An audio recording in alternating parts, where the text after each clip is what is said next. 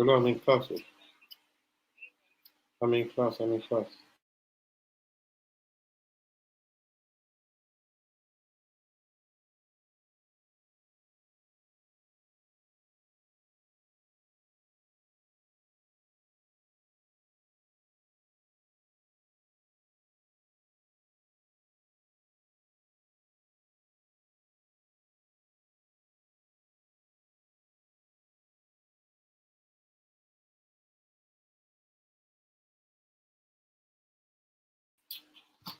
Okay.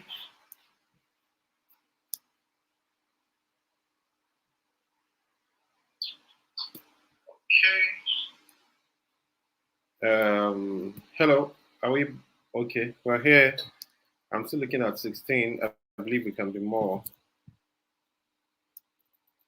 I believe we can be more.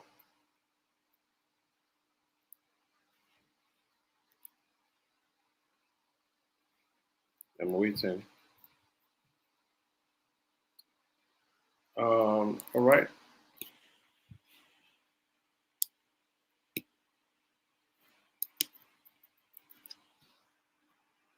Okay.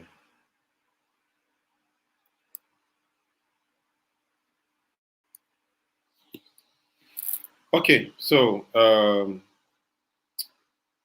I'll just get straight to it. So let me give us a recap. Because yes, good evening, everyone. Thank you. Good evening. You're welcome.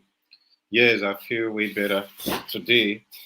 I feel way better today. So let me give all of us a quick recap because I know um, some of us may have lost track with it. I hope there are no people who have missed two classes already, so that we will not be talking over your heads today.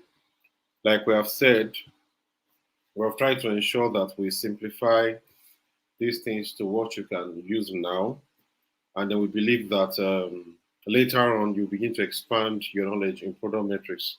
Okay, so even product managers out there, there there are little, you know, little of them who are really so invested in product metrics like that. What we can tell you, however, is that as you continue to, increase your knowledge, as you continue to get into the field, you get better, you get the learning, you get the knowledge, and you will ease into it. So give it time, okay? Give it time.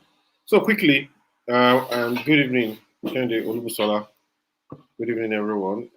Good to have all of us here. Good to have all of us. So let's get to it. Of course, I like to start with a recap. Can I let me see what you've gotten so far? How is it doing with you? What you've learned?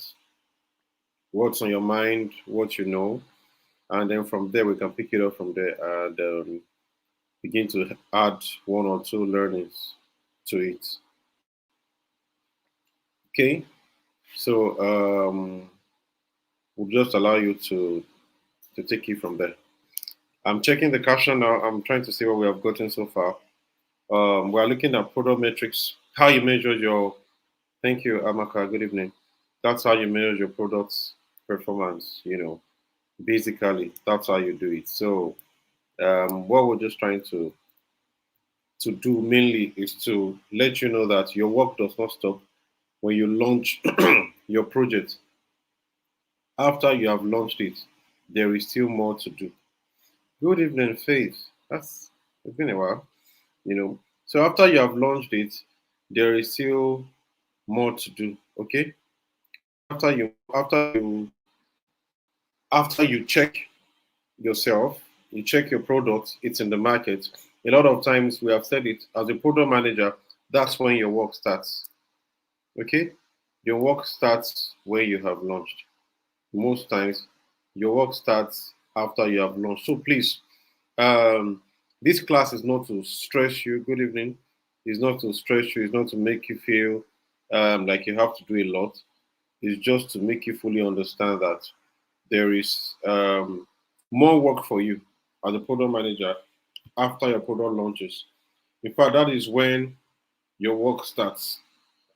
So let's get into it. Let's get what we have gotten so far according to product metrics. You don't need to repeat the class to me. Just let me know what it is like to you. Let me know what it is like to you so far. What has it changed in your learning? What has it changed in your understanding of product management? What has it changed in your approach to product management? Um, of course, and in fact, what has it made you? Because for many of us, we may think product management is project management. So, how has it made you see things differently? I would like to have such captions going forward. Okay, North Star and game framework. That's nice, and that's very very nice. Uh, Road progress metrics measure success of your team, not the product of your, not the product. Road progress, road map. That's road map metrics, not road progress. Let me just share the slides I've been working with so far. Um, Let me share something for you guys. That's roadmap. Okay. Yes. Good evening, Edith. Good evening. Nice to have you. So let me show you something. So what we said was roadmap metrics. There are metrics that are in line with roadmaps here.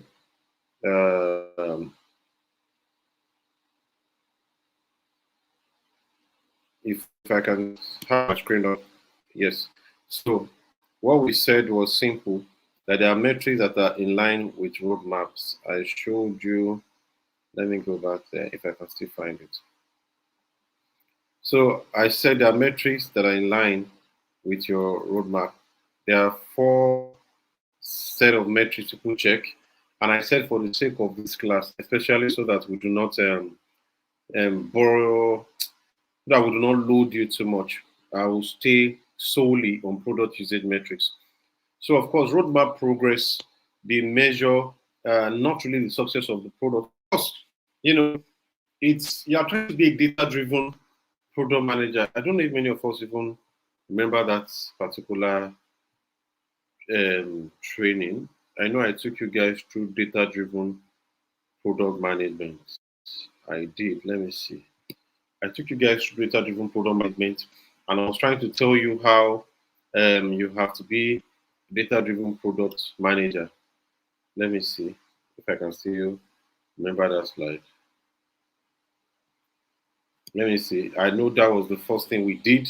I ran you through how you have to be data driven and showing you that you utilize data to guide your product decisions. You use it to drive innovation. You use it to achieve business goals.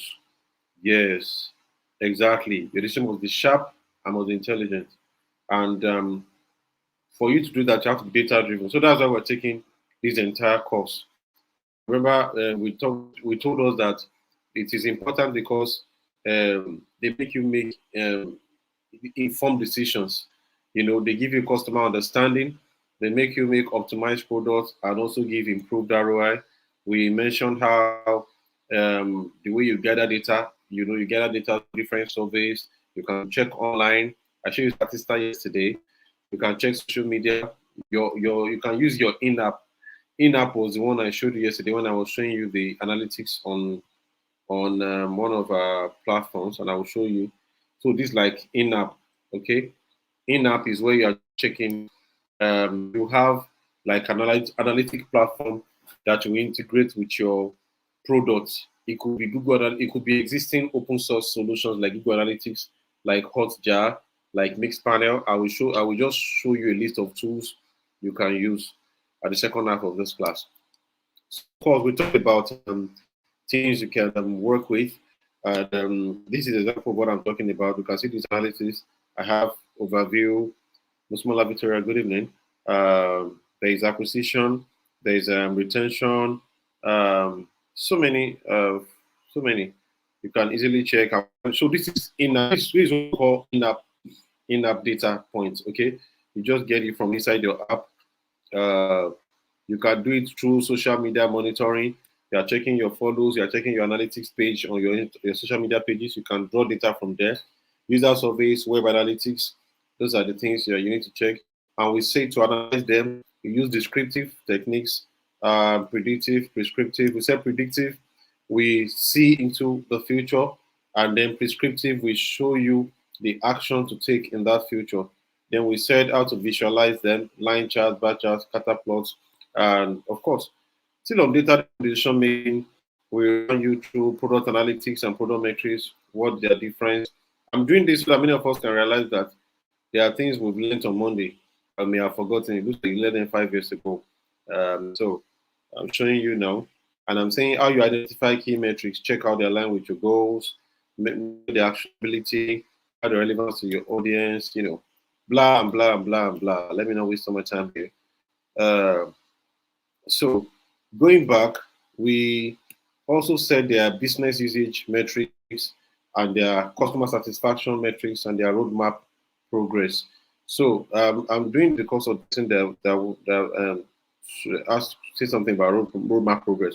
So roadmap progress are not based on user actions. They are they are yeah, thank you. Good evening, Dr. Unga. So there are product metrics that are based on user actions.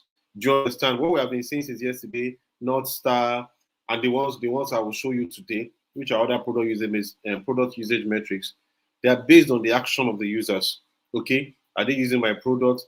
Daily active users, weekly active users. Are they staying? Retention rate, churn and all of that. So as much as possible, guys, ladies, what we're trying to do is to see that apart from metrics that deal with the business, and I said the ones that are business metrics, leave that one to finance team to be managing.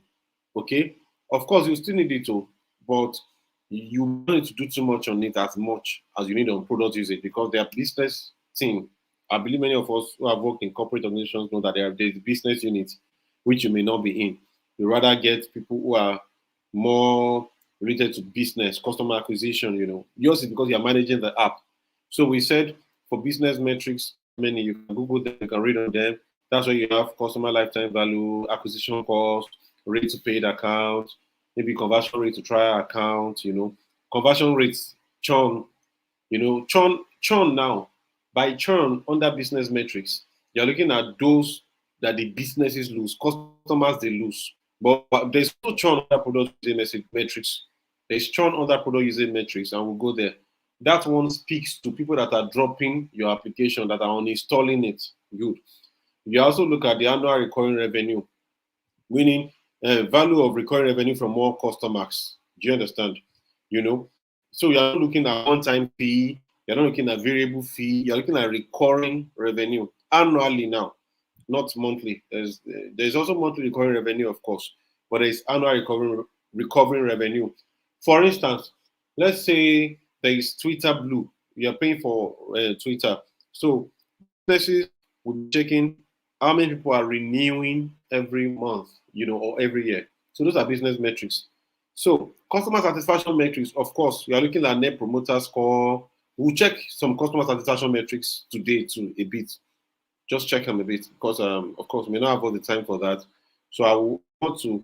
The success of this class really is what I've done yesterday. The time I spent on non-star metrics, I believe you should get it. You should get what it is. Roadmap progress metrics, of course. I now said, okay, let's stay on customer satisfaction. I said customer satisfaction metrics will include, maybe they do score. They call them CSAT scores. When you download the app and they say on the scale of 1 to 5, rate this app. Those are customer satisfaction metrics. You see, so many of you, when you see all those apps, please let me tell you something that learning product management does for you. You understand what every product manager is going through, and you will learn to support them. So if you're using an app and the thing just pops up, rate this app on a scale of 1 to 5. Don't just click cancel. Please, that cancel you are clicking is a product manager's data. So help them rate it. You understand? You're also looking for a job here. So support your brother or your sister or anyone. So do your satisfaction score. There's also the net promoter score. Net promoter is simple. How are you likely to recommend my company? So these things, you can't use all the class to teach you the details of each of them. But as I'm telling you, get notes, you can easily just look them up in details. Like I said, many of these things, for instance, now if I want to do all of these things, I will pick it up in detail again. I'll Google Net Promoter Score. I'll watch YouTube videos, see how it's done. I will check some blogs, check textbooks I can check, and then I know I'm strong on it. I can now come out and talk about it. Do you understand? So every time, as a program manager, you must be given to learning.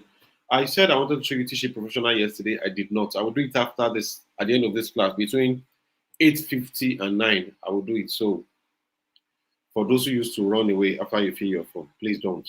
Then of course retention. Then I said there are roadmap progress. So these are not metrics based on user actions. Okay, you are just evaluating work in progress to meet deadlines. So that's what roadmap is. Don't forget the touch product roadmap. So you are trying to see your progress. You are trying to measure progress within that roadmap. I want to include features that have shipped, number of new features released to a customer in a given time period. Those are your roadmap progress metrics. You have you have onboarded 3, 4, 5 features. We have done 6, 4, 5 features. That's fine. You're also looking at sprint burn down. Sprint burn down measures, for example, you put 5. I said it at the beginning. I said you put 3 features in one sprint, and your sprint has 2 weeks, and then by the 8th day or by the 8th day, they are not done with the first one. The burn down is not looking fine. Okay, so as a program manager, you need to be that data driven. Okay, guys, you're not doing well. We have 14 days for 3 sprints. So, and it's 2 options. Am I packing too many in one sprint?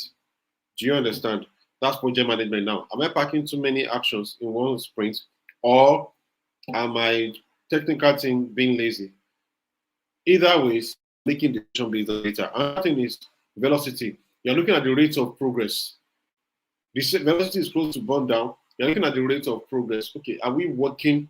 So is it that you're packing too much, or is it the velocity of the team? Another part, the last one on the roadmap that we used to check, you check work in progress. Okay, good evening. There are things called work in progress, WIP. Now, what are you doing there? How many things are currently being worked on? So those are your roadmap progress metrics. All right. So I think I've done a lot of recap for you guys, right? Let me also show you something. I know yesterday we ran North Star metrics exceedingly. So by God's grace, I won't go there again today. What? No, there was no class on Wednesday. That was communicated. So of course, excuse me. So of course, we also ran you through North Star metrics. How will you know how long each feature takes to be created? They had I believe you guys did Scrum.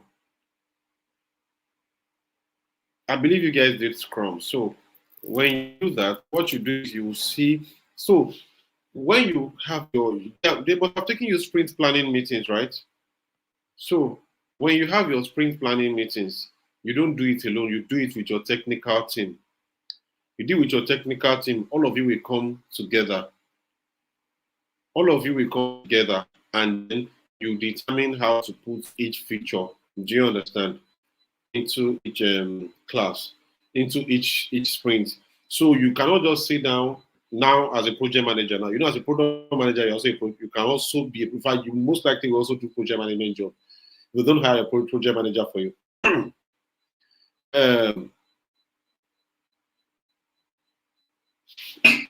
Yes. So the question remains. Thank God, your participating without being disturbed. No, it doesn't matter. Sprints are not cast in stone. Just sit with your team. You can Google it. It can be less. It can be more.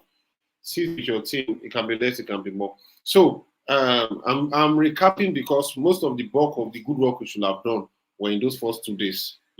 Of course, we still have things to do today. At least on 10, 15 slides. But I hope around that as fast. But I want to ensure you get this one. So you don't do your sprint. It's called sprint planning meeting. The word meeting, you don't meet with yourself. You meet with people. So ensure your technical team is there. Ensure they are all there, and then have that conversation together. Okay, onboarding. Guys, you are finishing onboarding. What will it take us? What does somebody have? Okay, there's login, there's all of this, there's this, that. Will it fit into 1 week? And build a trust with your team that nobody is trying to exaggerate time for you. Will it fit into 1 week? Stand up is not sprint planning. Sprint planning is most times at the beginning of the sprint. That's where you put in the feature. The stand-ups will now happen most times at the maybe end of the. We can put it anytime, really. But stand-ups is that it's simple. You're supposed to be standing. You're not supposed to sit because it's not supposed to last 15 minutes. So everybody will just stand. These are just rituals, though. Your company can decide to sit. I've never done a stand-up while standing. You all can sit down. But what you're doing in that time is, what have I done? What is the problem? What am I doing? That's all. What am I going to do? So, good afternoon. My name is Adeleke. So this week I worked on the onboarding flow. I was able to do login by they will create accounts. They can vend their email. They put their BVN. I've done all of that. But the blocker I'm having currently is that I'm not able to code this part to this part, blah, blah, blah, blah, blah. The team solves it. Okay, what I intend to do this week is to move into to the dashboard. So I want to finish the dashboard and finish the dashboard this week. Simple. That's all. Move to the next person. So stand up is just to say what you are currently doing, what you have done, what you're currently doing, what you are set to do, and of course, any class. That's so you don't brainstorm. Brainstorm is during design thinking. What you're doing during sprint planning is to look at which of your backlogs on your whatever can fit into your sprint. That's all. And okay, for the next 10 days, because you don't want to meet in every day. So for the next 10 days, this is what's going to be achieved. So if you guys are just meeting, and trust me, developers, everybody in the technical team don't like meetings. So cut your meetings as short as possible. I believe that so well. What you're doing is simple. This is what we have done. This is what we will do. This is what we'll be doing. And then you, after your stand-up course, you can now have retrospective course. So retrospective is you guys just coming together. This is what we said we will do. How much of it have we done? Do you understand? Why have we not done? Why have we not done that? And of course, all of us have a way to track each other on whatever platform you are using. Maybe it's Jira, Trello, Club, Excel, WhatsApp, whatever you do. But it's better to use Jira for corporate standard and professional level. All right, so of course, we also ran you through North Star metrics for product managers. We showed you how that's all you need to guide the team towards towards success. All right. Apologies. So moving on, let me see what we may have to do today. I'm looking at no, not North Star, not data metrics. Okay, user-oriented products for. I hope I've edited the slides properly. Yes, I have. All right, so I want us to see. So, as a user-oriented product manager, the product metrics you need to check for your users, they go beyond North Star metrics. The North Star metrics are only the most important to driving the team. Okay? Don't forget, let me see. We talked about some things on North Star metrics yesterday. Let me still show you. We said North Star metrics are the guiding metrics. Okay? They are the guiding metrics towards, admin, please attend to Olufunke in the comment section. She may need some guidance.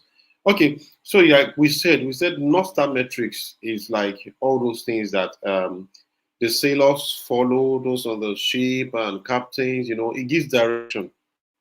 Do you understand? Now, because you are following that star, are you with me? Does not mean that you should not check the water level. Does not mean you should not check, the person that is looking, what do we call these guys? Those guys on the ship that look ahead to what's ahead. What's that? Remind me. In the ship.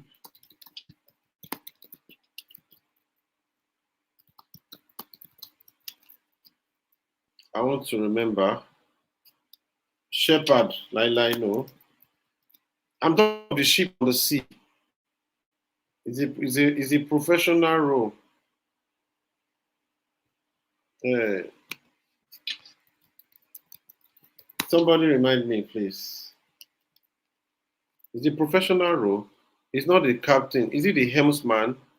Uh, no, not the helmsman. It cannot. No, not sailor. Not sailor. Not sailor.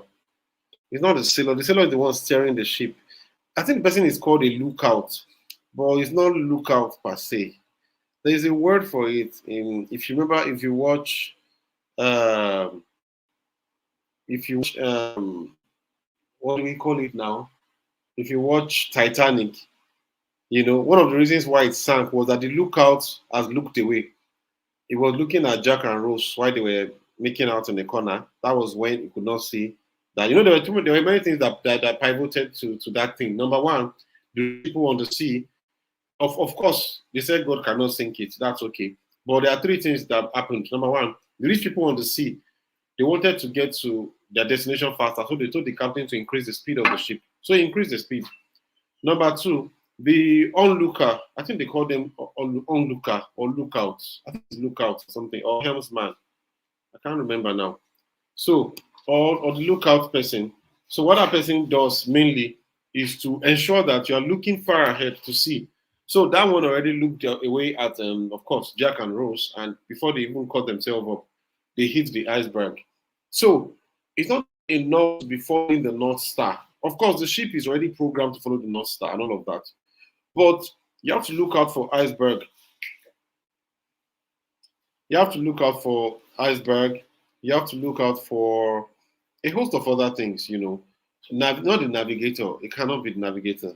Okay, is it? Let me check. Let me check. I want to be sure that it's the right for it. I think it's more of a lookout, but no, navigator is almost close to the captain, I believe. Yeah, I think it's lookout, but it doesn't sound well. There's an ancient name for it. Well, no. Sorry. So, as a program manager, you're not just the one steering the ship, you are also like a lookout. Okay? Somebody said navigator. Nah, I cannot be navigator. That's not navigator. The person is not it's not the sailor. You are like the role is always high. In those ancient ships, they used to climb those clothes they used to tie along. They will climb it and hold it. So they are not on the ship, they are not the ones deck watch. Maybe. But they're not the ones steering the ship. They climb so high so that they can see ahead and see any danger. Um,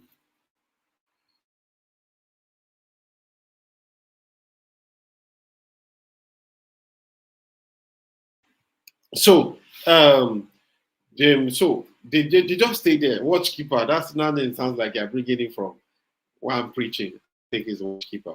But that's what you do. So you're not looking at. So they are not there to see North Star anymore. Of course, they still check, but there are other things that matter. The speed. Hey, somebody said barrier man. People have gotten angry here. People have gotten angry. Names popping up everywhere. Huh? Okay, let's see what the barrier man does. Doesn't sound like it's a medieval. Hmm. Okay, looks like it. Of course, I know there are many names, but I'm trying to remember the name they called them in Titanic. It will have rang a bell, but it's not ringing. It's not ringing, but that's okay. So I'm just trying to say there are other things they look at. And as a product manager, you are both the one on the ship, you are the one on the top, you are the one in the engine room. T-shape professional, don't forget. So you are a lot of things at the same time. So let's just say you are somebody said chief watcher. No, it's night guard. So yeah, that's fine. Now let's say you now have all of that. Up, Duru, find your way out. Come back, let's fight. That's the little cast of this for that thing you typed. So the North Star, of course, is what everybody is following. But you see, there are other supporting metrics that if you don't pay attention to them, you will lose the North Star. There are other supporting metrics that if you don't consider, that your North Star will become South Star soon. So I said a North Star metric is the key measure of the success for the product in the team. Is the key measure of success for the product team? Yes. Is your key measure of success? And I said, let me move fast. I know I showed you something yesterday. I said, hey, for my space now, there is number of registered users. Let's say Facebook, number of monthly active users. Is that the only thing Facebook will be checking? This cannot be the only thing they are checking. But this guides them. They want to make sure that people are actively using it. But then they can check all other things. So you can see other Slack, we check number of messages sent within the organization. Zoom, we check number of weekly hosted meetings. Airbnb, we check number of nights booked. Amazon, we check number of purchases per month. WhatsApp, we check number of messages sent. If that's all WhatsApp is checking, they should have just stayed on message and find a way for us to send more messages. But for people to send more messages, they're now creating other things. No, Quartermaster. Quartermaster sounds like it. Sounds like it. But no problem. Let's just move on. Number of messages sent. For them to achieve that, you can see all other features they put, which goes beyond message now. Now, what WhatsApp want to do is not to say let's send message. It's to ensure people keep using the application. I can tell you that this metric must have changed. So I said, as a program manager, you have to check other user-oriented program metrics, okay? And I said, user-oriented program metrics are crucial for program managers to understand how users interact with their product and identify areas of improvement. I will come again. User-oriented program metrics are crucial for product managers to understand how users interact with their products. One, it also makes you understand how to identify areas for improvement. Of course, the North Star metrics could be one of the user-oriented product metrics. In fact, most times they are one of this. Okay?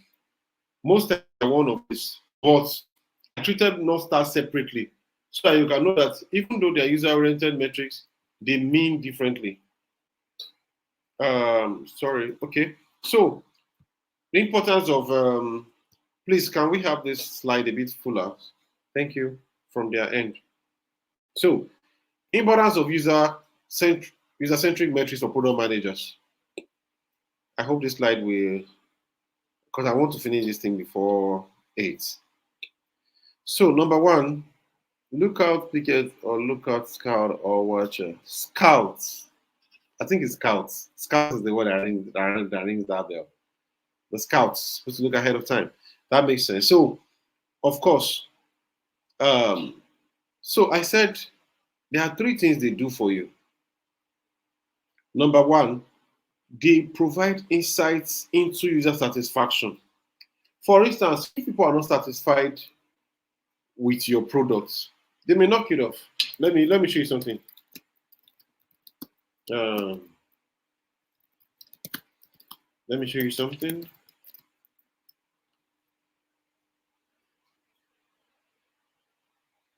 Let me see.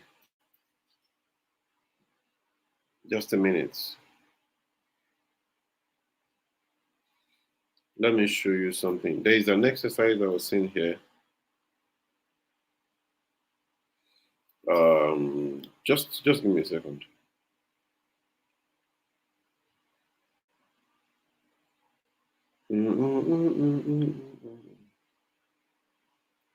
Okay.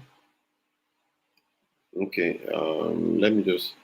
I was seeing some product management exercises, and there's something that I want to pull up.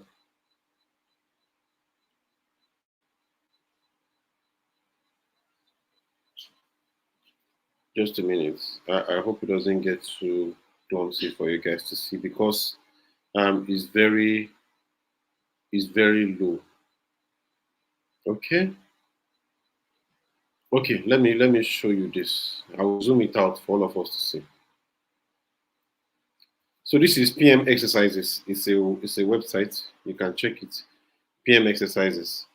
And that's why you have to be in class because it's not really about slides. And I want us to trust in slides less because I would be going out of different slides for us to see some things. So let me zoom this out. So look at this. Are you joking? Get out, Joe. Hold on. Sorry, just a minute. Just give me a minute, please. Have I changed my login? Okay, let's see, why am I not inside?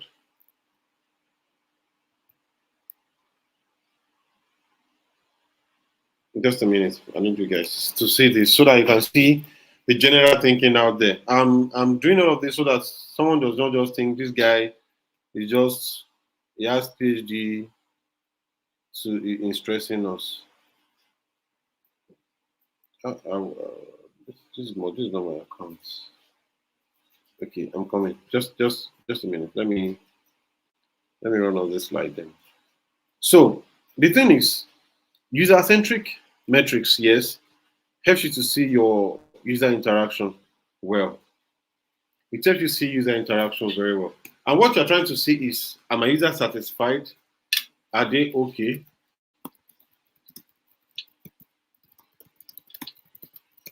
You're trying to see if let me I need you to see this thing very well.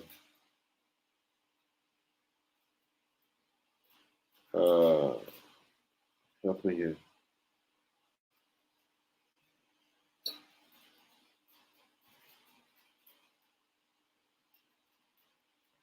Okay. All right. Okay. Okay. I'm coming. So there is a quiz. I'm trying to look for it now. I wish I kept that link. So there is a quiz for okay, you're a product manager. It was a product manager quiz for WhatsApp. And what we're trying to check is okay, how are users satisfied? You know they were checking as much as the number of people that I want to remember, very silly. Yes, number of people that replied to status. Yes, I was seeing that. And as simple as it is, you know, they can begin to and you can see that there have been changes towards our status. They have increased the length, you know. They made it that okay, you can even record your voice on status. Now, don't just assume that somebody just woke up one day and said, let's add voice. Do you know that as simple as people just typing this matter, I wish. Do you know that for Twitter, there was time that Twitter introduced voice notes. So there were times when you're using Twitter, they will say, if they pay me, I just stop my mind. Do you understand? I wish some people will say, okay, look at Instagram now. You know it's trending. People will say, I wish there is voice notes here. Waiting, I won't talk, pass to type. Before you know it, by the time they may not use it because maybe now only one or two persons are just saying it, so it doesn't matter. By the time it gets to a point, they bring in the feature. So this is just the important. We'll see the features now. Let's not take time. So user-centric metrics provide valuable insights. Yes, it's still a feature into user satisfaction. It's help product managers identify area of improvement. What you're trying to do here is you want to identify areas for improvement and enhance user experience. I'm saying what I'm saying because you may get distracted with data. So don't. Okay, hey, I found it. You now did dashboard everywhere. You are not a data analyst. Your goal is not to bamboozle everyone with data. This is what you are trying to do. You are trying to help people to identify areas of improvement and how they can enhance user experience. So based on all of this data, this is my recommendation. Let's consider this feature. Let's do this, and that. Somebody said LinkedIn voice note is so annoying. Like who wants to use voice on LinkedIn? Now, again, product metrics are key indicators of product success. They help to measure effectiveness of product features and functionality. For instance, you just mentioned LinkedIn voice. I don't know about LinkedIn voice. So if LinkedIn is measuring how many people are using LinkedIn voice, they will have scrapped it because nobody cares about LinkedIn voice. So a product metrics, you can use metric for, like I said, you don't need to cram this thing. Yeah, they've taught us it's DAU, it's WAU in Jesus' name, it must not change. No, it could change. Look for what is peculiar to your own product and or to a feature you are launching. Do you understand? Use it to a feature you are launching. So effectiveness of product features and functionalities. You are checking, is this feature important? Is it effective? Are people even using it? For instance, let's say the entire WhatsApp and market I was talking about, it was created. They realized that in an entire year, out of about, let's say, 2 billion users, as just using Instagram now, let's say for the 2 billion users they found, only 1,000 are using it. He said that the feature needs more marketing. So what we can do is to now, you don't because it's 1,000 and scrap it, no. You can now run a research amidst those 1,000. Maybe they have WhatsApp number. If they have WhatsApp number, then you can reach them. You can reach them. You can decide to send surveys to them from WhatsApp. They will see it. It will pop up on their phone. Of course, it can be done from the admin end. You can decide to research into them. Why do you use this product? What does it do for you? Is it better? Do you like it? By the time you realize that out of those 1,000, you can do their NPS, their Net Promoter Score. And our Net Promoter Score is so easy. How likely is it for you to recommend this product? I think maybe when we come back, I will just show you how to really go do Net Promoter Score, so that at least you can learn that skill from here. So how likely is it for you to recommend this product? And it's simple.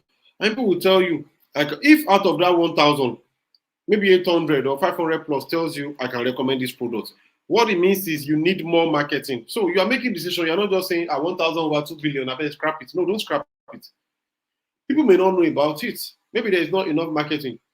So what do you do? Okay, out of those 1,000 people that are using it, you realize that 500 of them are Nigerians, so meaning or Africans. This is loved in Africa. It's simple. Invest in marketing.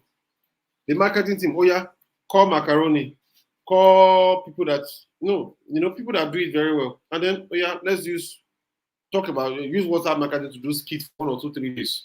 Do you understand? There is a movie coming out. All of you be talking about WhatsApp marketing. By the time you have done those 2, 3, 4 actions, you can now check again. It's possible that it has risen from 1,000 to 2 million. Now you are progressing. Do you understand? You can try to do discounts, do sales, as much as you want to do. So it makes you make informed decisions. That's what I'm trying to say. Good. Then data-driven decisions, of course. You make informed and data-driven decisions. I've said it. That's number 3 I just said. This is number 3 I just said here. Hold on, sorry. Why am I zooming? What's going on? Okay. I want to ensure I can zoom. Just a minute. Okay. Sorry. Oh, okay. It's network. It's network. Exactly. Okay. So what you're trying to see is you are trying to see data-driven decisions. So when you use product metrics rightly, you can make informed decisions. You can make data-driven decisions regarding product development, marketing, and user engagement. You see what I just said? So that's what you have there. Moving on. Don't worry, we have all the time in the world. Let's talk about measures. There are metrics that measure reach. So don't just lump all the metrics together. There are metrics that speaks to reach. What is reach? And can you define reach in the comment section? 1, 2, 3, 4, 5. Let's move fast. 7, 4, 7. Let's fly like a plane. Alrighty. What does reach mean to you? Is there a way you can copy the link from here? Okay, no, that's not me. What does reach? I'm waiting for you guys. Let's do this class together now. Why? What does reach mean to you when you hear the word reach? How well your product is known, that's popularity.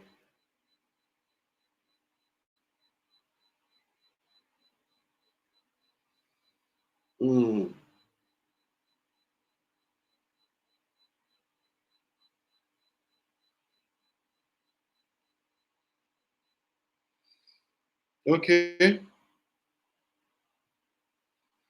Product popularity. How many customers will be affected by the product? How many? This is the essence of scope. Exactly. So reach. Now, reach is simple.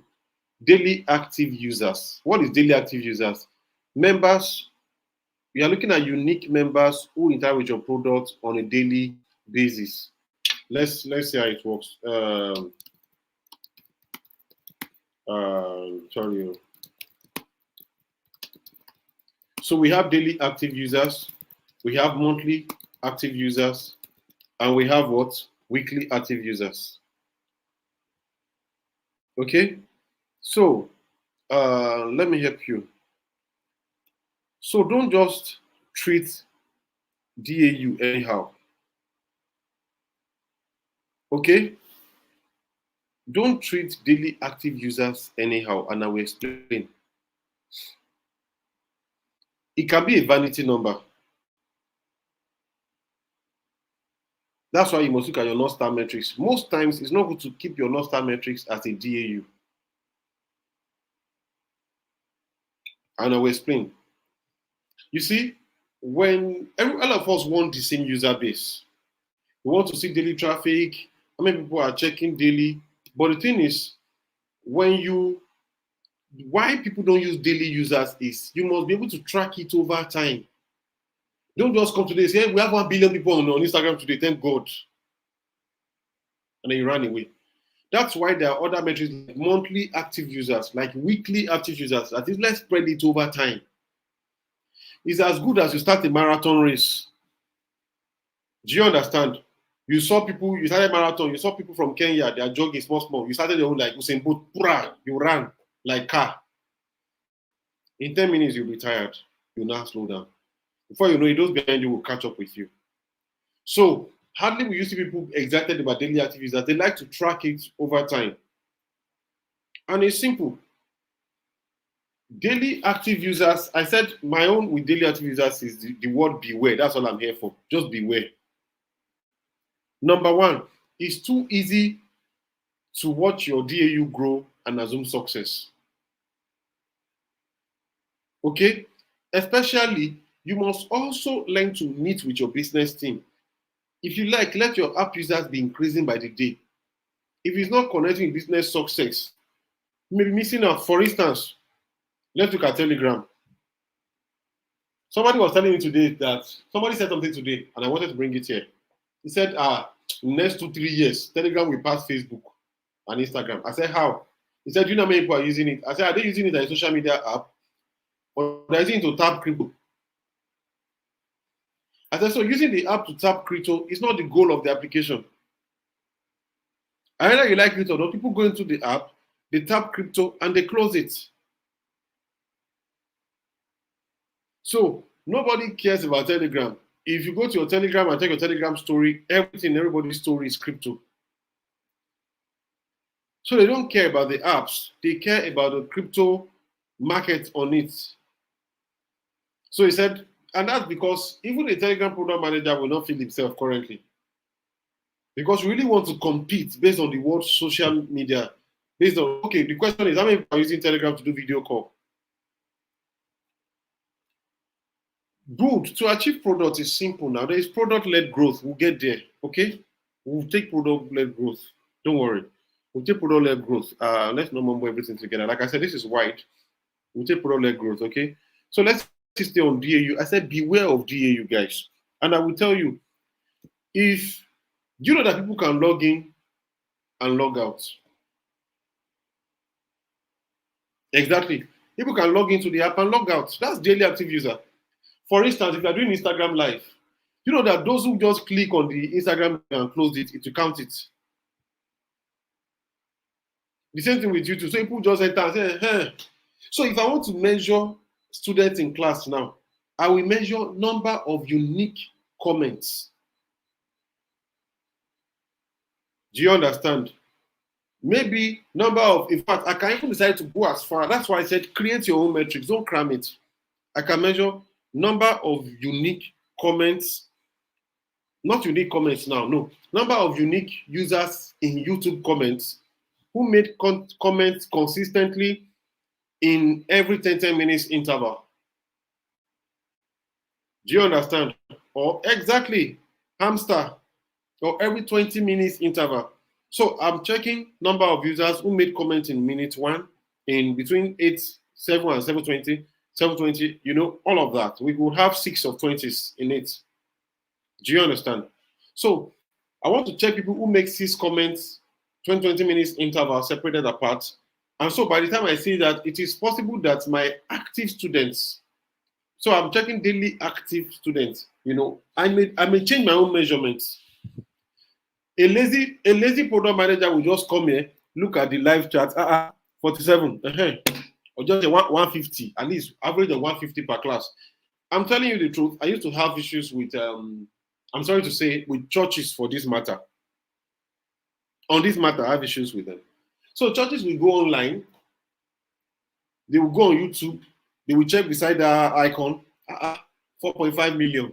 You check Instagram, 5 million. In their report, our regular online, we have at least 10 million people online every time we go online. You don't have 10 million people.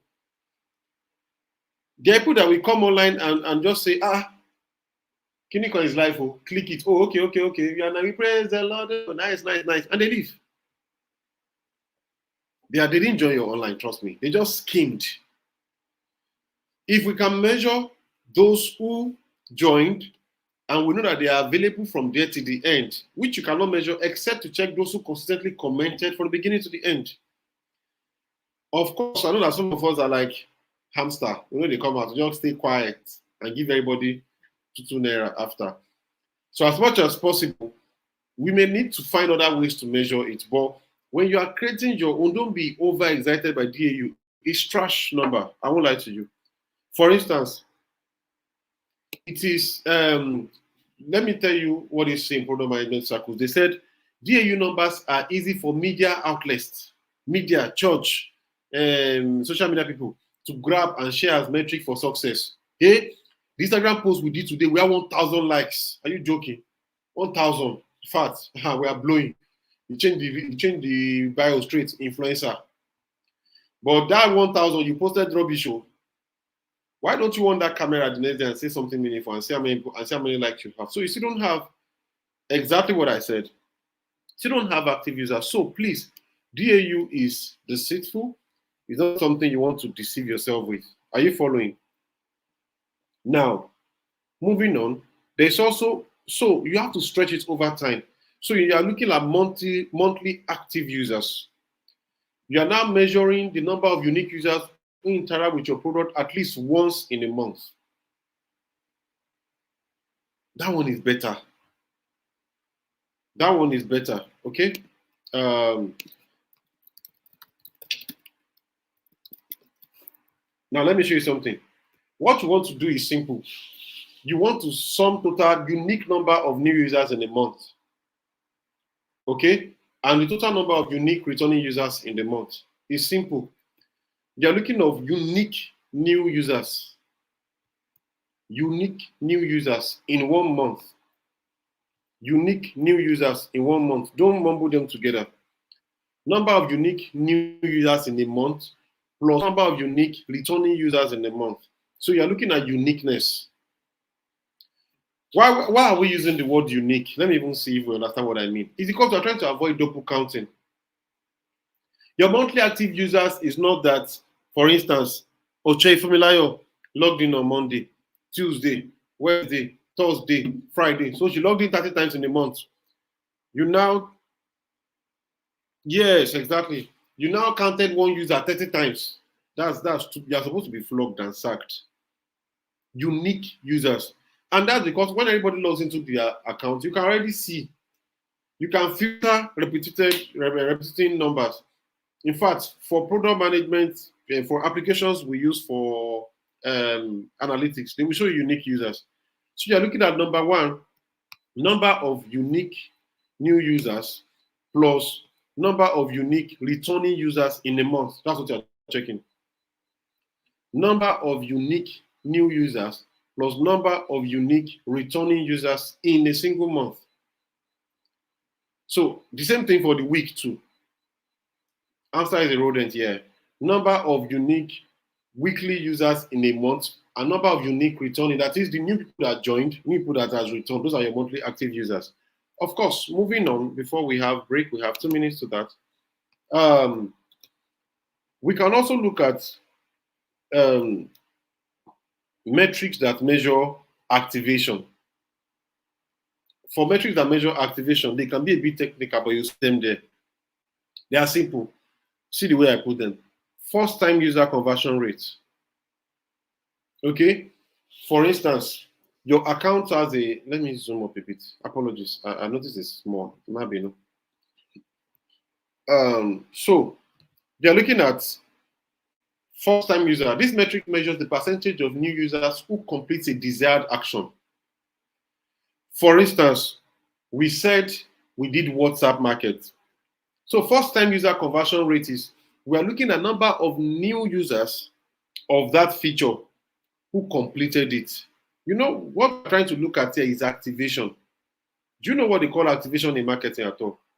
Like we went out to do activation. They are counting, for instance, if Airtel goes out to dance in a beggar and do everything, they are looking at the number of new people that came to get new Airtel SIMs. Those are the ones that we bought. So they give them new SIMs. So it's the number of new SIMs you have sold that day that Airtel is happy about. Not you didn't sell new SIM. And so why did you come to? And somebody that had issues with the customer care came. Somebody to said you could not make call at night. Somebody to said you could not load. Those are not activation. They're already existing users. So I have them. I say you got. It's like that's why it's like outreach. Trust me. So sorry, I do some of these things for church admin a lot. So my mind goes there. You don't go out when you go to the outreach and you bring in other people's church members. It's only your church that carries activation. In the kingdom altogether, it's waste, or it's stealing, or it's no activation. So we're looking at first time users, someone that has not experienced it before that we're bringing in. So we continue on activation and metrics after the breaks. Please let's just do what we're gonna do and come back here quickly. Thank you.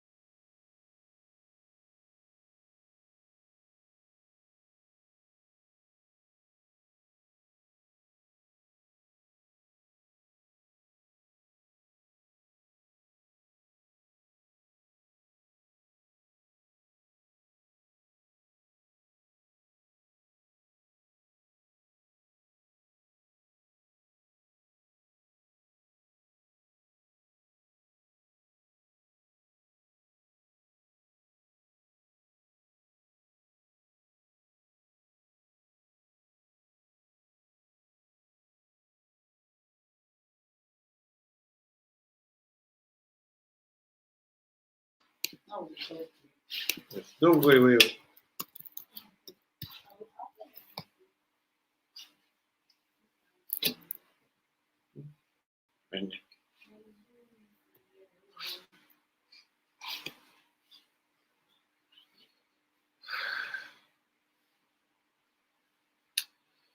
All right.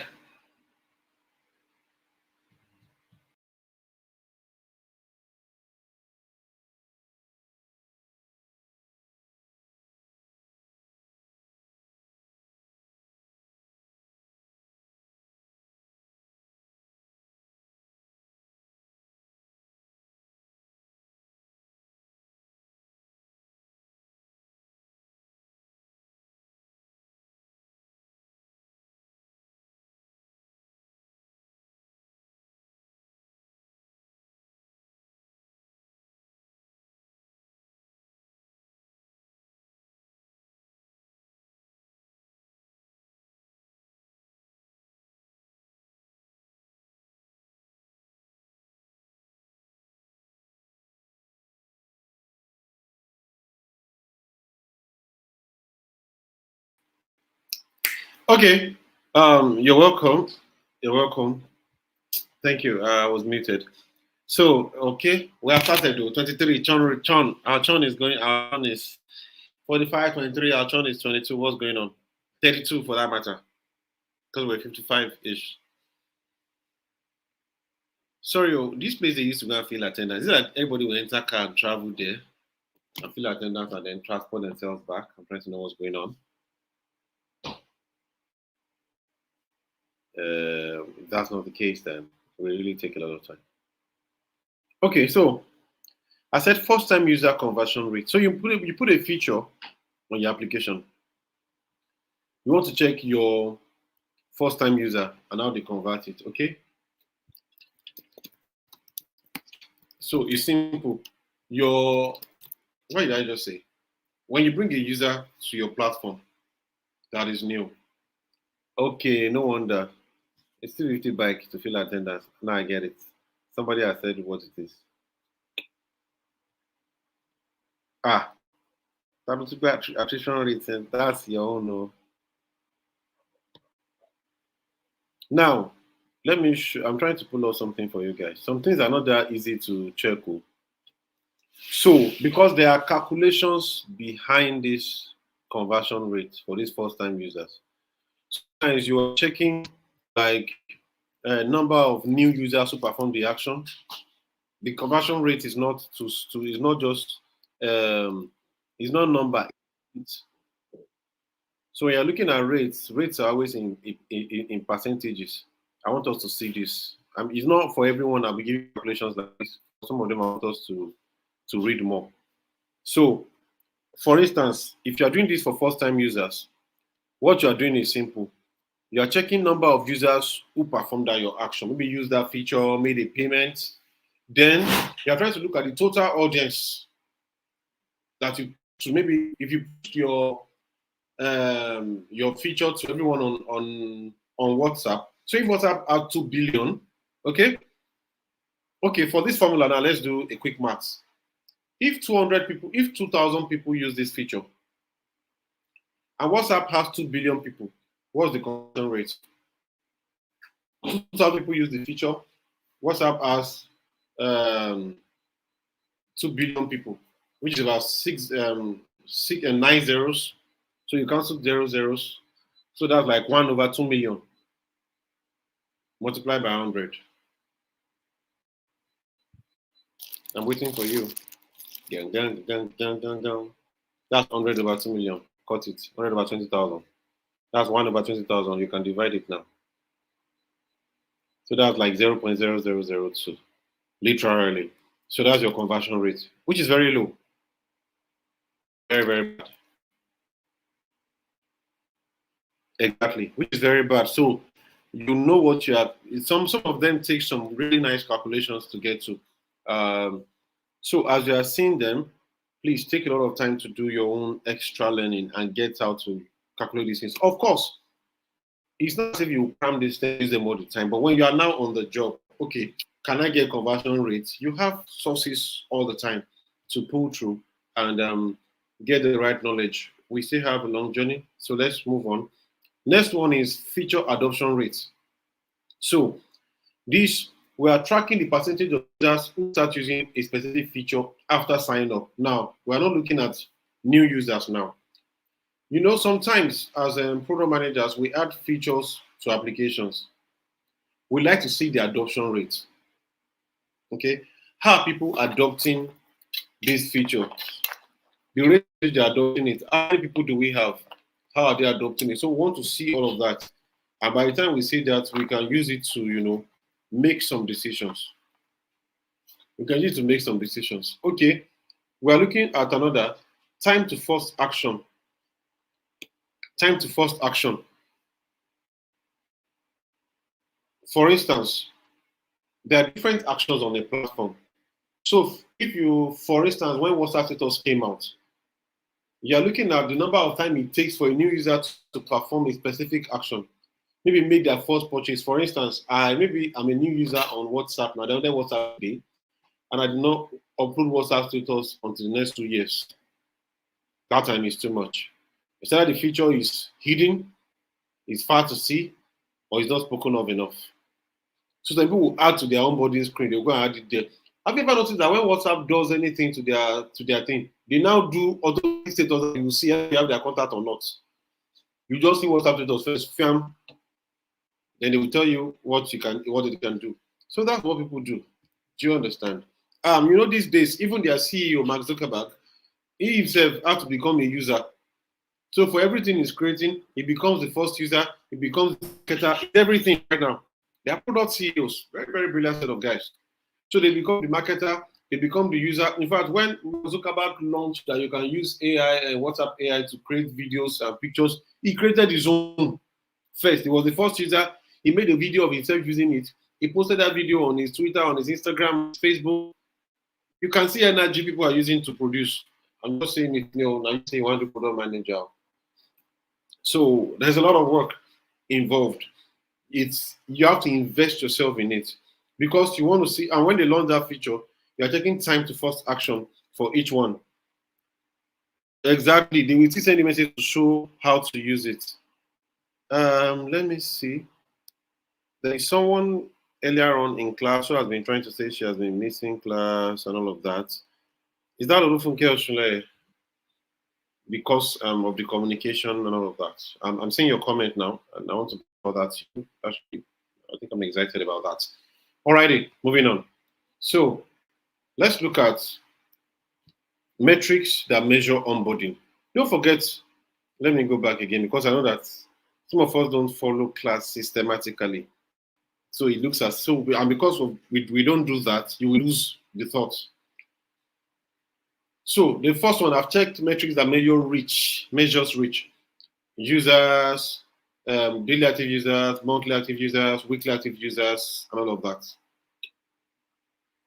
Now, those are reach. Next one, we looked at activation.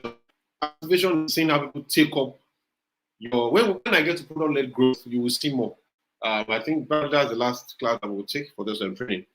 You would see not metrics now, but you will see how these things are. You would enjoy yourself. Now, moving from there, I finished activation. For activation, I used the sales card thingy to explain to you guys. We're talking new, either is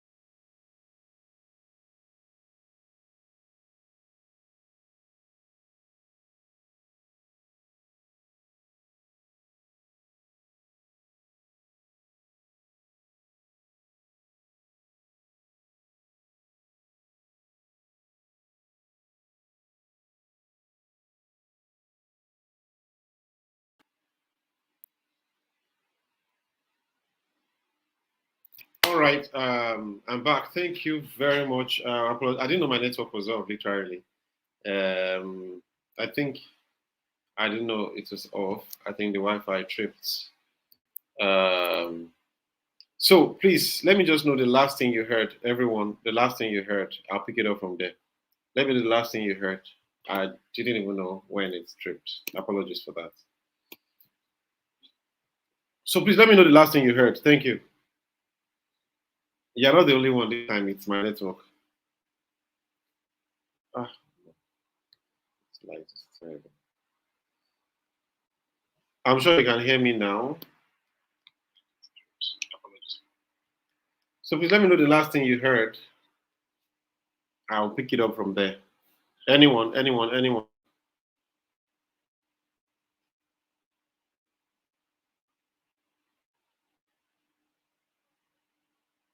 Okay.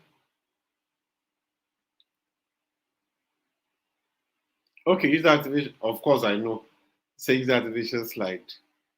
Uh, on the user metrics, I know. I said the last thing. You people are giving me summary of the entire day. Say I'm having a recap of user metrics. That's like the entire class. Mazuka being for lie, that cannot be the last thing you heard. No, now. All right, let me just move on. So before this thing went off, I was telling you guys about we have talked about activation. So we're moving to onboarding metrics. We're moving to onboarding metrics. So, and I was telling you how many of these people, this business owner, are product CEOs, and I'm talking about how um, they take their products seriously. Okay. Exactly, exactly. Thank you, Olufunke. So they educate their users about it, and of course, that's the feature adoption rate. So that's all about activation. Activation is about new people. Now, moving on, let's go on to onboarding completion. Now, there's something about um, I don't want to be tempted to go into product-led growth, but you see, activation, onboarding, and retention. They are key things you must pay attention to as a product manager.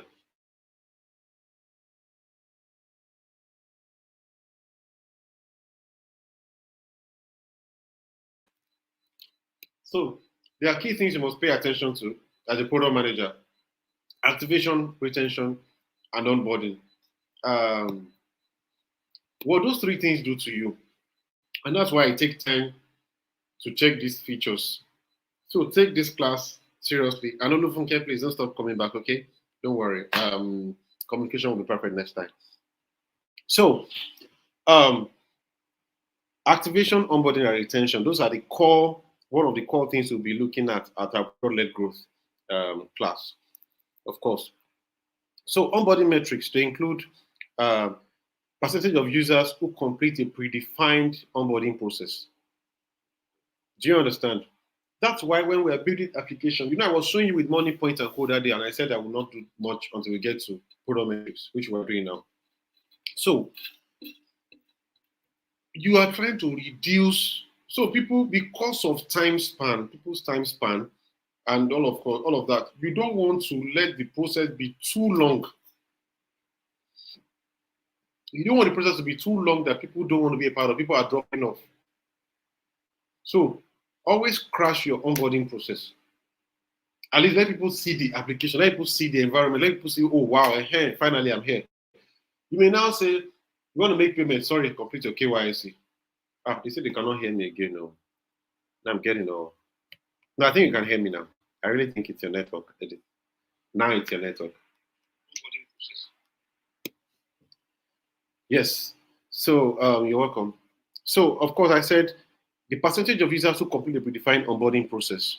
Maybe a series of steps designed to guide new users through the product's core functionalities. So what you're trying to do really is to ensure that your onboarding process is not too long. And how do you check it? You must check the rates. Sometimes all you need to do is to use time. Okay? You can use time to measure it. So many of these things is the measurement that is the work. Do you understand? Is the measurement that is the work. Okay, we have said onboarding rate. So how do you now measure it? So it's always not so hard. There are metrics for onboarding. There are metrics for onboarding, really. You can start to trap new active users divided by signups. You may not know the number of time. Okay, onboarding can be. You may not know the amount of time, but okay. Let's say new active users, like people that came on the app actively, they're like 500. Then 500 people have downloaded our app this month. Yes, but let me tell you how to use it. You can say 500 people have downloaded our apps this month. Out of those, I will show you a few onboarding metrics on a platform I saw. So let's say 500 people have downloaded our apps. Let me help you. There are measures of onboarding metrics that are very funny. We can use adoption. Let me show you something here. We can use adoption. Yes, I think I already had that slide open. Yes, this is somebody. The network is blessed. You're just answering me on where I finished from. That should be like some 15 minutes ago. You may need to log out and log in, or if possible, reduce your resolution or restart your network. Sorry about that. So I said you may check adoption rates. So adoption, this is for onboarding.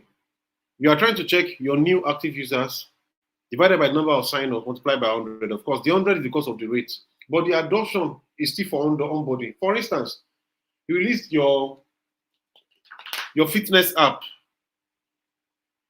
Okay, you now release the app. Anybody now, you now say, people have the number of downloads 50,000. Don't do that to yourself. What did I say? You may have downloads and not have adoption. Mohammed Amide, good evening. Been a while. So you do the number of active users, that is people that downloaded. Maybe, or if you have active users, to find, check them. You're not new, it's new active users. You can get that by number of downloads. You can measure. So we said something yesterday.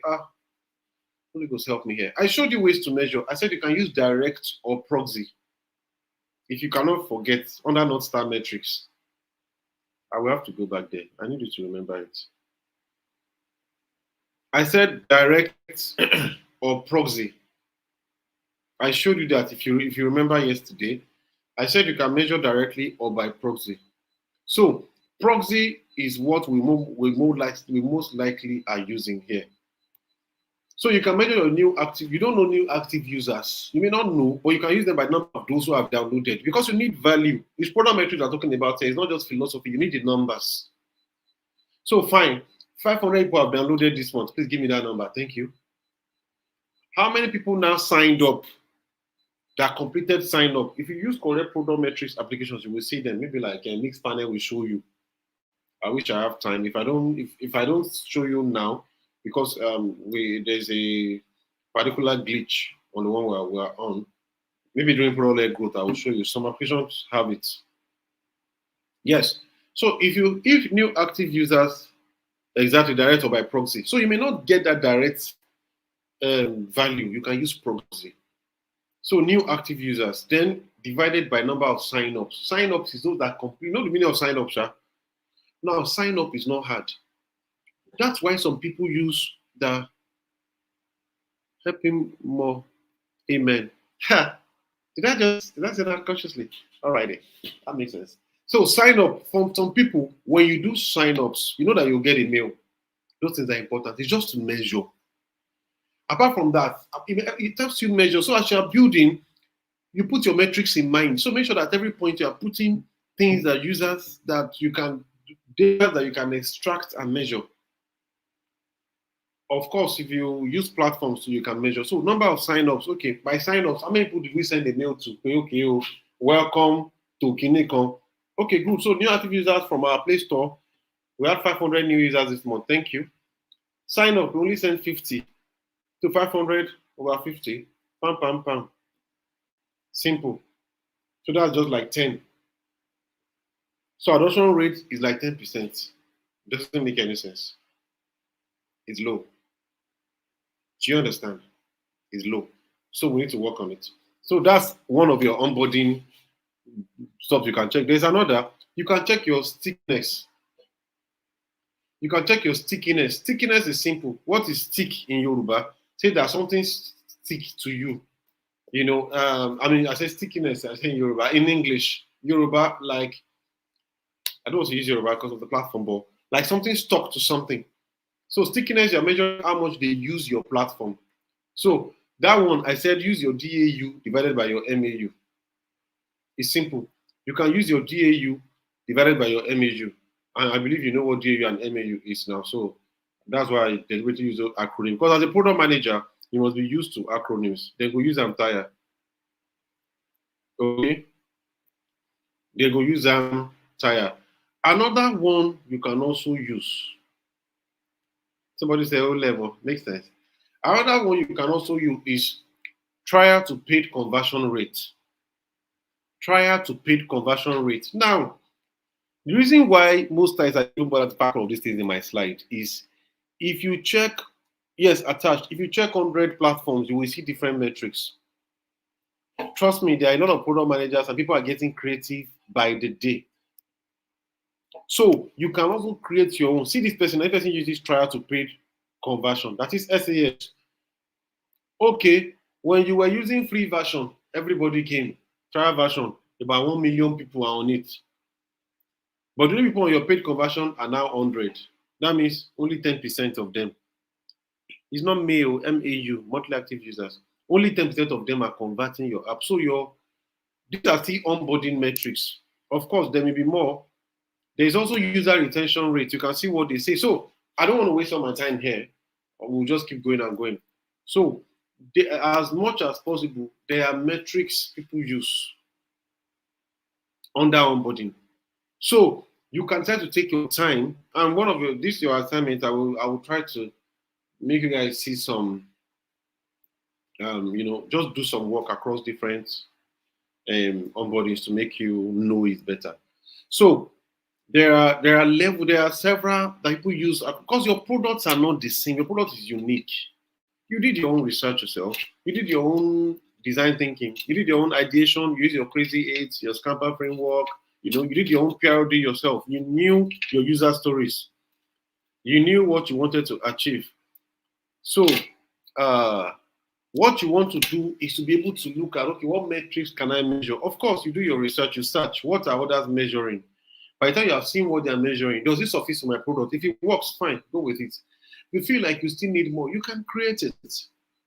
Let's say fitness now, you can look at, okay, and we mentioned something about fitness. I said in your own fitness application, what you did was you are trying to create a collaboration feature where someone who is on the app can also partner or create groups with other fitness guys and they can set goals together, achieve the goals together. If they are not achieving or setting the goals together, of course, they can also send reminders. And the thing also has smart part where maybe I'm partners with Olufunke Oshunleye, I'm partnered with Ronke Ajab, I'm partnered with John Tina. So as John Tina wakes up in the morning to go and work out, as he wakes up and he picks his phone, and that one says, "Are you working out today?" Okay. Yes, there's always early morning notification that pops up on your screen. Are you working out today? Working out? Okay, click yes. Do you want me to remind your team members or just a member of your team? Okay, AI enabled, I did all of that. What you want to check now may not be outside because your product is unique. Let me tell you something very key. If your product actually has a unique selling point, you will have a unique metric. I believe that so well. I've not seen this anywhere. I'm saying it from my head, and I believe it. Because you can now want to check the maybe number of times Leke worked out because Tina prompted Leke to work out. So you are checking the impact of that collaborative feature, and you can use that. Do you know that what you do with your metrics is what you use to sell? The information from your metrics is what the marketing people need. Moving on. Our time is fast spent. By 8:50. I want you guys to shape professional, and I will. Hopefully, I can find that diagram.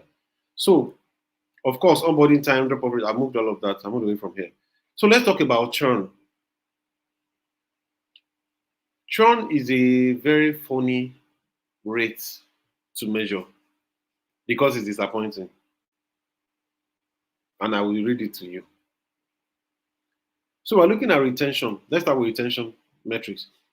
Metrics track the percentage of users who return to use your product after a specific period.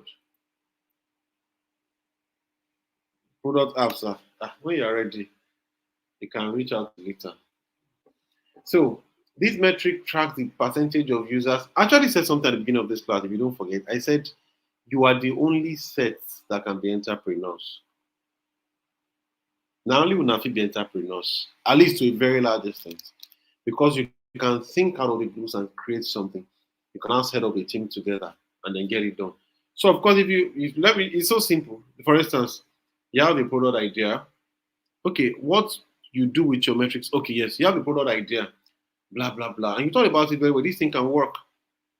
You can start with there's something they call not angel, yeah, angel investing, of course. Can talk to your uncles you think you are rich. You do your very deck, strong, very strong deck, not just empty deck. You've talked to a UI person, the person has built, at least done the prototyping for you. You can see that, you can press it, but it's not live. You can use that to pitch to people. Register the business. That's the next thing you do. Register the domain, pick the domain name. You have registered the business with CAC, it has a name. You tie all the emails and social media down. You tie all of them. All the social media channels, you tie them down before somebody sees your name. If or you create, if the name is taken, find a unique name. So by the time you've done all of that, you can easily pull up a slide together, and do it properly. I told you, we thought about business model in the beginning when we're talking about product strategy. Do your business model, do your everything, and take it up to maybe important people around you. It's just not enough to enter people's DM to ask for money. It can be December, you decide to do a product pitch to everyone or your colleague at work, could be your boss. I know someone who was working on that and the boss was like, go and patent this idea. Let's get it started. I know someone like that. And it's not even a rumor. I do know someone like that. So before you know, you're talking to people, okay, there's this thing I'm working on. I didn't know you're a product manager. Sir, this is something I'm working on for a while and I think it's good. Okay, you know what? So what do you need? The thing is, I need some money right now. I need to pay them developers to get it done. I need to pay for domain name. So we've done the budget, we've seen it. And it's coming as an investor, not as per borrowing money. Okay, you can invest in this thing, blah, blah, blah. This is your ROI in 5 years, we sell, we push marketing. So no problem. Okay, what I will do is I'll put 1 million every month. You can be that. And that's why I use the word entrepreneur. So it's not just enough to have a product idea. You must not have that entrepreneurial mind to go to make sure it's done. You raise funds, you push, you develop. That God's your strength. But that's not my job to teach you here. So retention versus churn. Retention, what it does to you is you see how people use your product. You check the stickiness works too. So let me go to churn. By churn, you're looking at percentage of users who stop using your product during a period. This is how you know customer satisfaction and product stickiness. I've shown you earlier on. I would not take much time on this. You understand? So churn is simple. You have WhatsApp. For instance, now 2 million people are using WhatsApp today. Do you understand? By next week, they are changed to 3 to 15. Churn is 500. Churn rate is 25%. Simple. Do you understand? So as much as possible, you want to be very, very clear. You want to be very, very clear on what you're doing and be sincere to yourself. I know most people downplay churn. Most people downplay churn, and then that's the churn value. Now, churn rate is customers lost in a period and customers at the beginning of a period. So for you to get the customers lost in a period, you have to subtract customers at the beginning of the period minus current customers. Do you understand? By the time you see it, will be 2,000 minus 1,000, that's 1,000. So your churn rate mainly is not automatically, simplistic. And I will say it this way. If there are 10,000 total customers in March, and 1,000 of them stop being customers, your monthly churn rate is 10%. Okay? Now, I will say something that Nigerian government issue that is not very good. Make sure that you don't deceive yourself by calculating from the wrong place. And I will explain. If let's say your product began in March with 8,000 customers, and you added 2,000 customers that month, meaning 10,000, right? So don't divide your churn to be 1,000 divided by 10,000. Do you understand? If you do that, your churn will be changing. I don't know if anybody gets what I'm saying. Let me come again. You know, I said, let's say your product began in March with 10,000 people, and currently there are now 1,000 people. You can think your churn is just 1,000 over 10,000, or which is 10%, or you can say you can subtract 10,000 minus 1,000. 10,000 minus 1,000 to say, okay, only 1,000 drop, we still have 9,000 left. So what some people do is we are looking at the beginning of a period, at the beginning. If in March, within March, you added 2,000 people to now become 10,000, you cannot use that. It will be changing your churn anyhow. So what some people do mainly, let me just say basically, is you have to set the moment of a churn. Okay, you have to set the moment of a churn. But like I said, churn is a bit dicey in calculating. So people use a lot of things to calculate churn. If we do that, they will not live there because people can manipulate it to show success. We do it a lot in social media. If you have done social media for people and you are reporting, let's say there are 2,000 people this month, and by last month they were maybe 3,000.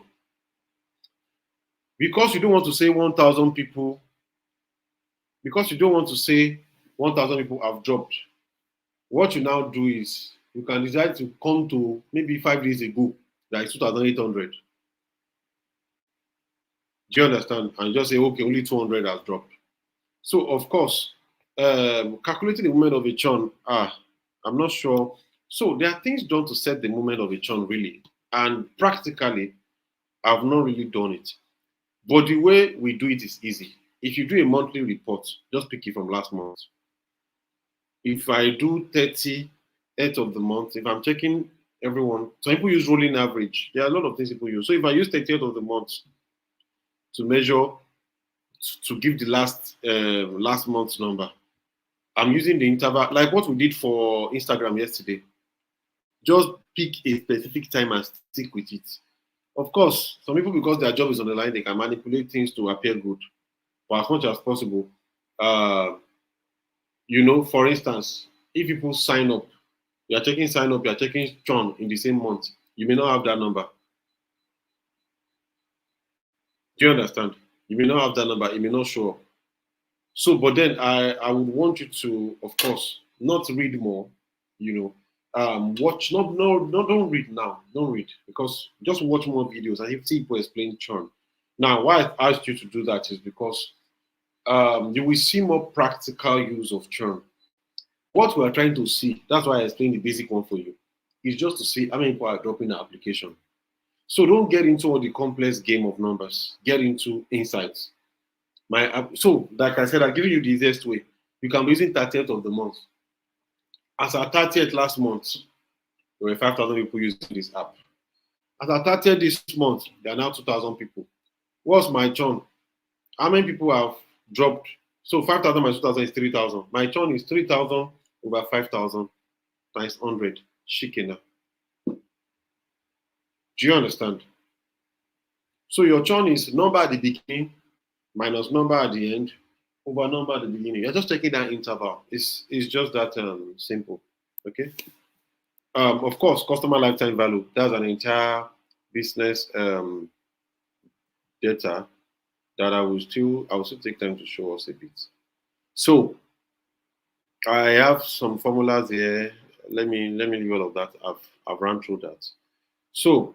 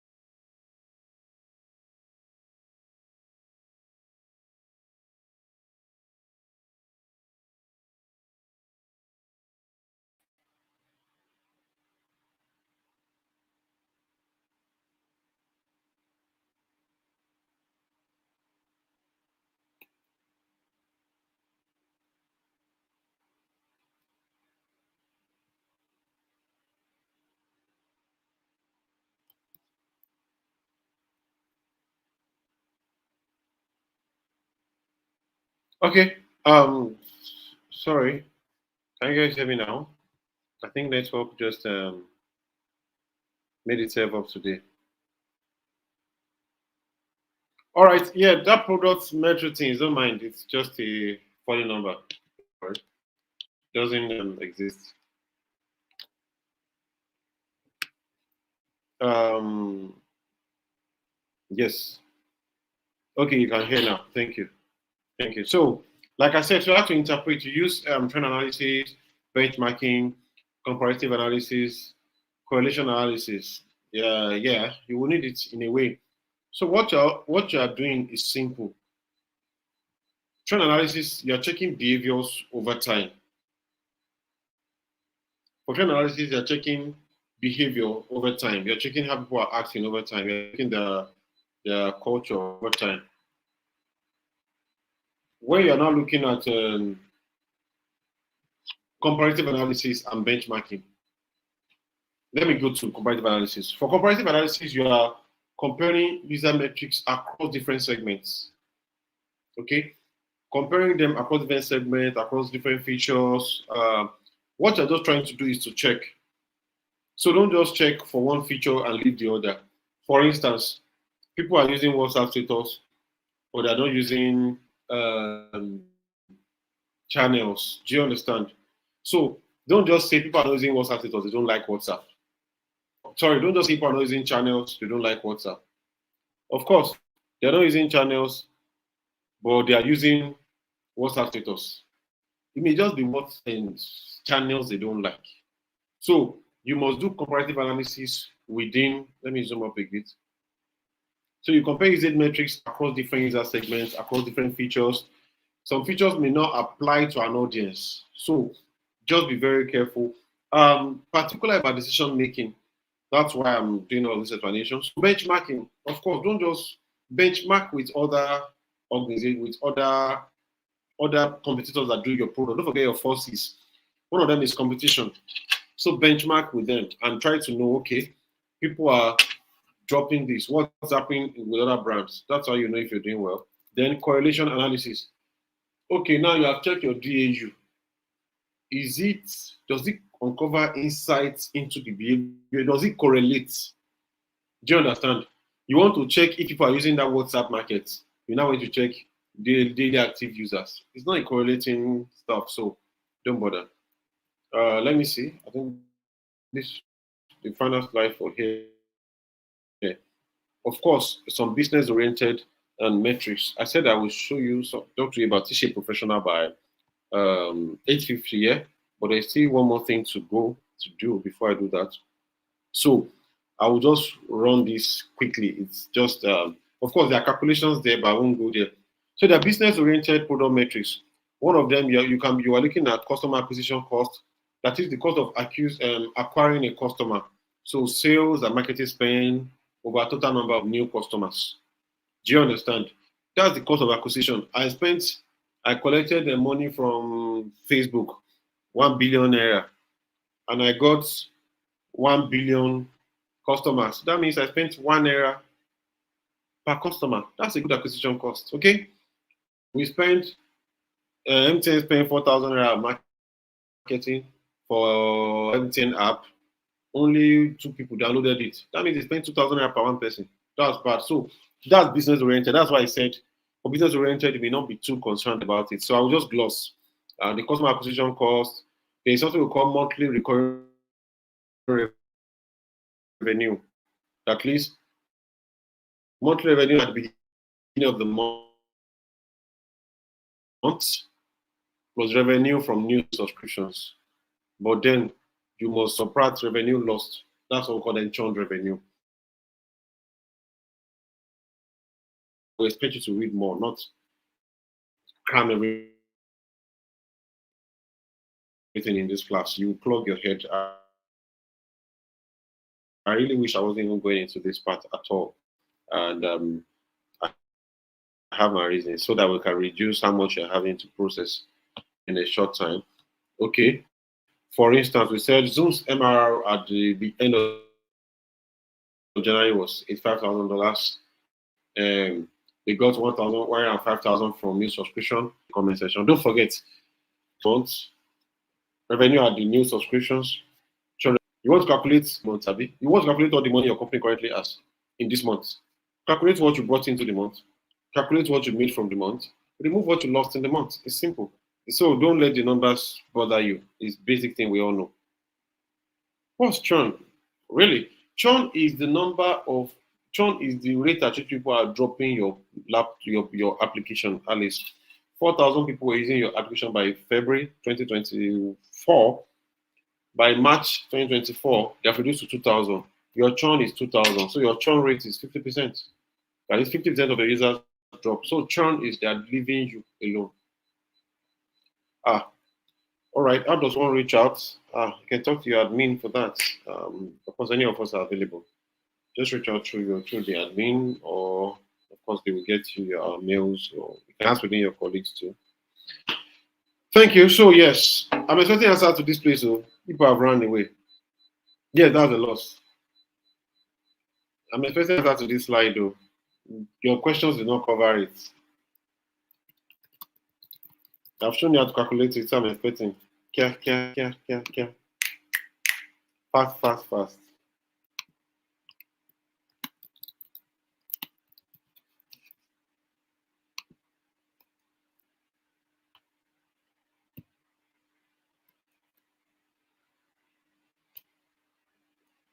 Okay, I have some calculation.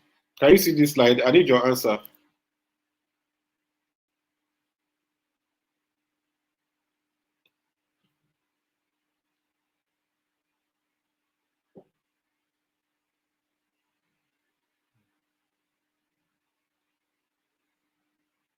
Don't forget to, what's the MR at the beginning of the month? It's dicey. Don't forget to, I've already given you the MR at the end of January. So it's the one at the beginning I'm looking for.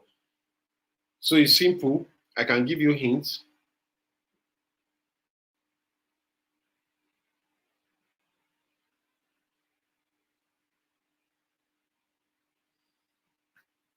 No, Beto.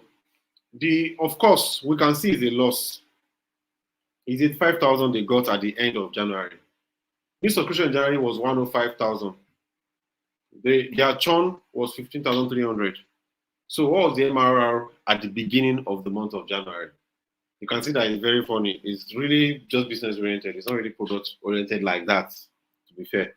You may not encounter it in your 4 or 5 years. But juggle your brain. Thank you. So what do they have at the beginning of the month? I don't know the answer. That's what I'm asking people. You obey yourself that though. I can't hear you. Exactly. Thank you for defining churn. Okay, that's it.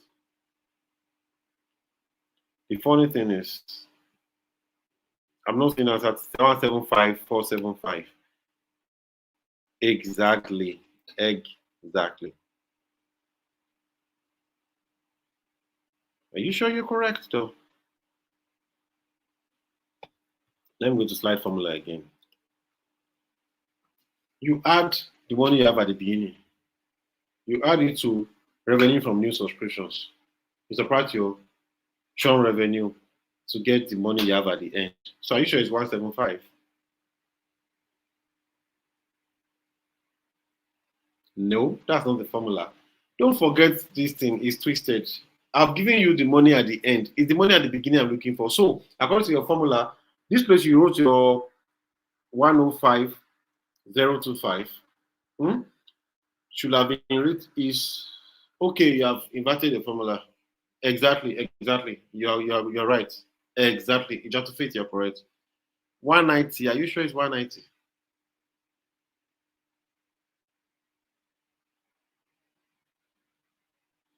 So this formula would have been correct. It should have been. So let me help you guys. It's basic math. Starts up. So it should have been.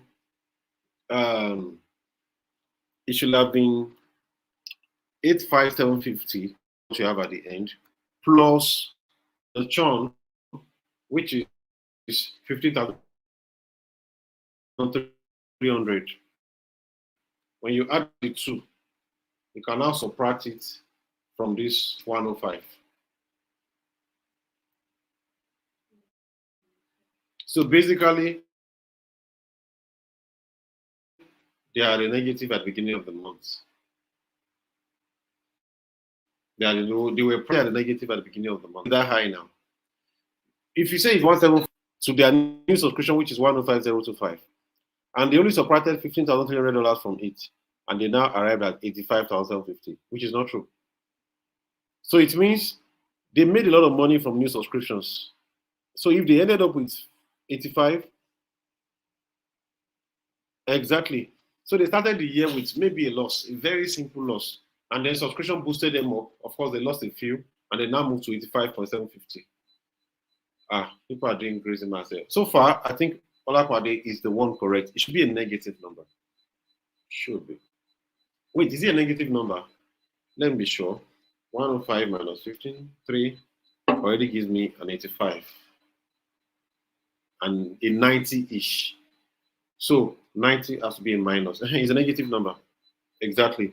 So the year was coming at a loss. So you can see that it's just brain juggling. I really don't see anything as interesting like that for you guys and what you're doing. So all of you that are getting 175. Shape the call it when I give business decision. This is how you give your company. This is what you do to your company, but you just give them number. You don't be saying, yeah, we are doing well.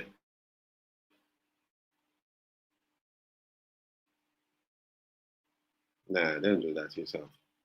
It has to be more. Sometimes it's more complex than that.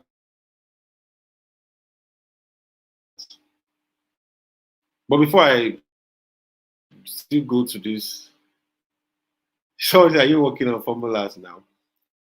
Well, yes, subject of the formula. So, but let's leave all of that. So,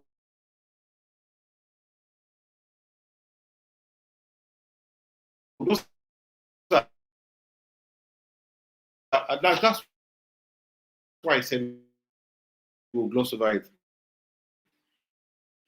They are business-oriented product metrics. Some of them is average revenue per user. So you are checking, like I said. Sorry, admin, just give us some 2-3 minutes so I can move on. So you can always do that. Average revenue per user. Average is simple. We got 50 million in a month. Simple. Again, let me not go through all of that. There's also customer lifetime value. Customer lifetime value is simple. Average revenue per user is 4,000. Fiona subscription 21 LV or Fiona for Canva. You can easily do the calculation. I will just show you the tools to use, and then in 2-3 seconds or 5 of you can use Google Analytics, use HIP. Personally, I've used Google Analytics, I've used Midpanel. They are really very good to make decisions. So in ending the class, let me run you through this. And I'm showing you so that you can understand that you have a lot of work to do as a product manager. Don't get tired. I told you I would do it, I would do it. So T-shaped professional is what you have to be. But you take it at a point in time. Take it one step at a time. Don't rush yourself. You can screenshot this particular page. You can see everything you have to be. And you can see everything you need to learn. So what I'm saying to you is you cannot rush it. So we're not rushing you. You can see MVP design. So those are your wide knowledge. Business theory, lean continuous theory, business life cycle, product market fit, that's marketing basically, analytics, product metrics that we just finished, UI/UX design that we finished last week, user research, product ownership. Those are your wide. So it's like T. It's like Jesus, you spread your hands wide. You must be wide. Product ownership, product marketing, research, hypothesis testing, further marketing, team leadership. Of course, it's more than this now. We have, leave that slide, or leave that slide. So it's more than this. We have cloud now. We have AI. We have machine learning. We have a host of other things to do now. But those are your wide skills. You must now be very deep. Sorry, it's blurry. You must be very deep in strategic vision and business strategy. Because all of this data must convert to strategy. when making decisions. So you can Google more about T-shaped professional and read more on it. That's what you are as a product manager. For real. So you have a lot of work to do. So I believe that brings us to the end of product marketing. It's um, product marketing now. Product metrics. It's interesting, really. It's interesting because it helps you. That's how you know how your product is performing. Um, the first thing how your product is performing is, and that's in God we trust. All of that must bring data. In God we trust. All of that must what? Bring data. So that God thing, use it for your heart. But any decision you're making, any conversation you are having, do it with data. And then we basically make you understand that it's what helps you to provide expertise, provide strategic decision throughout your life cycle. Is that you guide your team? Is that you make them do better? All right, thank you very much for joining us. Thank you very much. Next week again we come to you with another, I believe, product pricing with another facilitator. It's a good time also. You must learn how to price your products. God bless you.